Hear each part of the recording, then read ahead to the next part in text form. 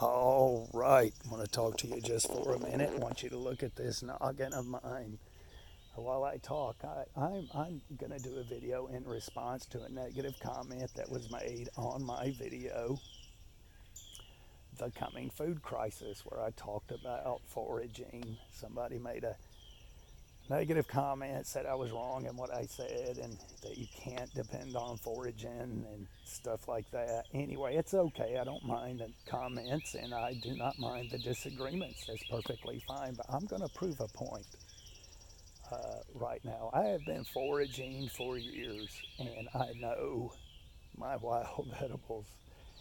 And for someone to speak against foraging and wild edibles, I'm not being mean, but it proves their ignorance because there is an amazing, amazing amount of wild edibles out there. And at different times of year, the different types of wild edibles pop up. And you've got to know all that to be confident and able to go out there and survive on wild edibles. Of course, you can't survive forever on wild edibles. They are a survival food or an addition to the dinner table. But let's say something happens to your homestead or your food storage, you're a prepper or whatever. What's going to happen? You're going to have to depend on wild edibles. It's common sense. Wild edibles are not going to go away. The planet will have to go away for the wild edibles to go away. The planet would have to burn up or completely flood for the wild edibles to disappear.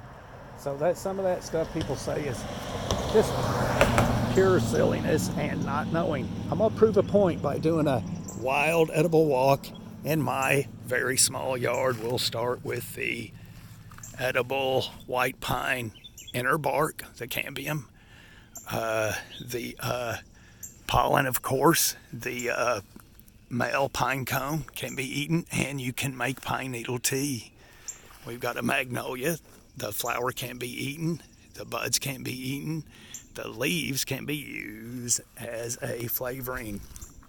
Okay, all the white flowers you see through out there, that is dewberry. And dewberries are like a blackberry. They are delicious, taste just like a blackberry, but they grow on a vine close to the ground. You can also make a tea out of the leaves or eat the flowers. Honeysuckle coming up, you know what you can do with those.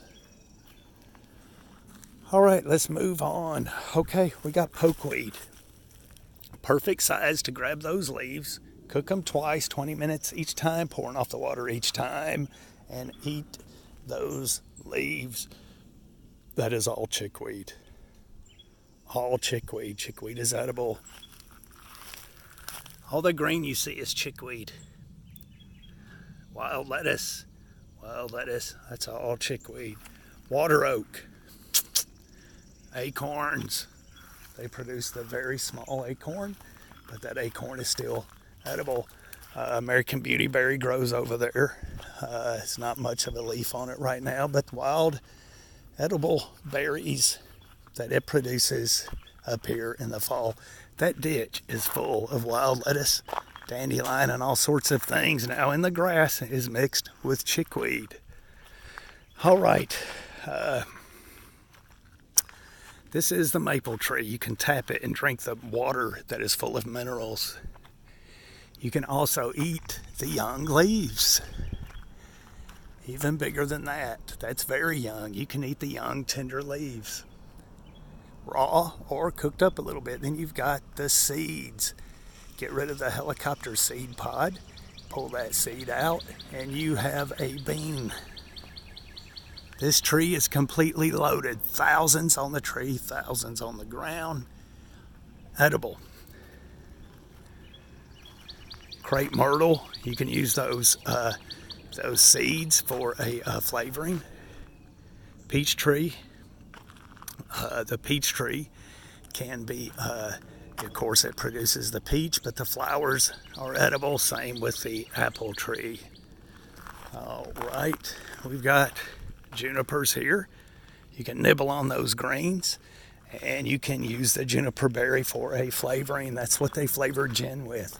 This is all muscadine. Muscadine grows everywhere, in the woods, in the wild, absolutely everywhere, in the sun, in the shade, and they all produce berries and leaves. The berries can be eaten at the end of summer, beginning of fall. At the beginning of fall. Now these small leaves can be eaten raw. The bigger leaves can be cooked, just like a grape leaf.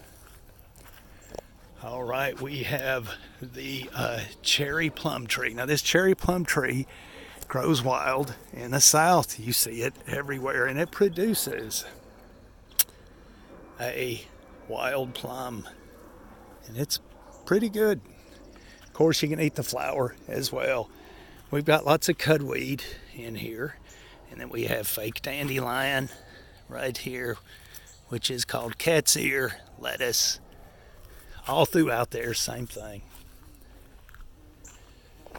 Anyway, let's get over here. Battery is getting low, so I'm trying to move quick. Look at that huge cat's ear. Edible. Cook it up a little bit. Wild lettuce here in the trailer, along with lots of cleaver. Cleaver and moss. Cudweed. Chew on grass. Get the chlorophyll out. Chickweed everywhere. Everywhere's chickweed. Henbit everywhere. Delicious henbit. Wild onion. We love wild onion. This is all chickweed. Cleavers and wild onion throughout. Nothing but chickweed throughout there. Wild onion. Look at that. Blue violet everywhere. Delicious flowers and leaves. Now I'm missing half of the stuff. That's all chickweed under the boat. Wild lettuce. This is all wild lettuce coming up here. All wild lettuce. Beautiful and delicious. Bitter cress and chickweed and cleavers mixed in there. All right, nothing but wild lettuce and clover. Lots of wild lettuce and clover. Now, if I let this grow, it'd be between 7 and 9 feet tall, with the leaves being at about a foot long. So lots of food, all that clover.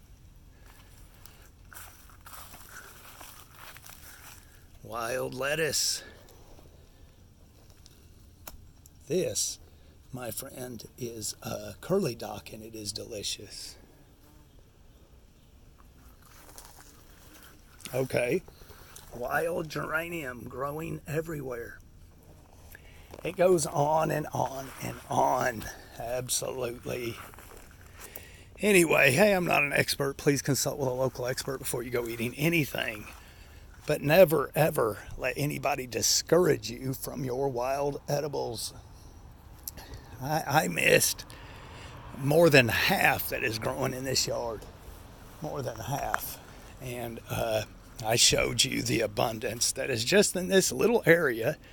We cut the grass, we walk through here, and they're still coming up. You can't stomp them out, and you can't eat them out. They will continue growing. It would take a nuclear winter. It would take fire around the whole planet or flood to wipe them out. Wild edibles are here to stay, and they are everywhere. So learn them, because they are 100% food security, especially in a survival situation that is all curly duck.